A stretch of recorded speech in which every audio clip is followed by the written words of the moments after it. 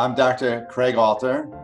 I'm one of the senior clinical pediatric endocrinologists at the Children's Hospital of Philadelphia, which is part of the University of Pennsylvania. My background is a pediatric endocrinologist, which means that I went to college for 4 years, which I did at UPenn.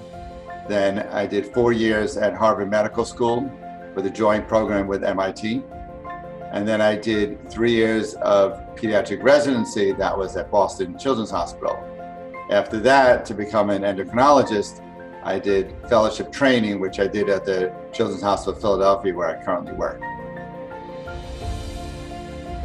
There's no specific examination for a neuroendocrinologist, but for years I've been very interested in the neuroendocrine field. It really started in, I would say, 1999, when a 14-year-old boy saw me for excessive thirst and urination. And I really was very interested in making sure everything went well. And today he's actually an anesthesiologist, so he did well, but there was a lot going on.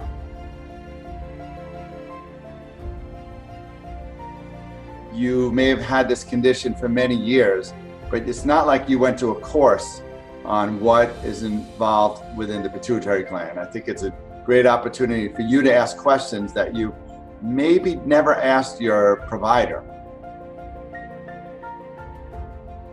A little secret is that I learned a tremendous amount from these conferences. When families tell me that they're having issues with something, I don't always know that.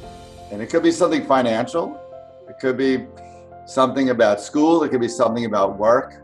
So I'm learning a tremendous amount, not just from my own families who attend the conference, but from everyone else. So I'm a learner as well.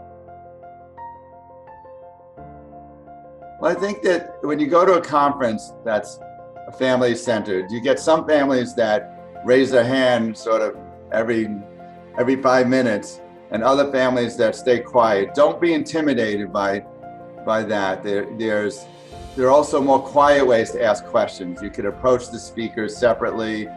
This, of course, is going to be virtual this year, but there are a lot of opportunities for you to get your questions raised. And please don't be shy, because there's no such thing as a bad question.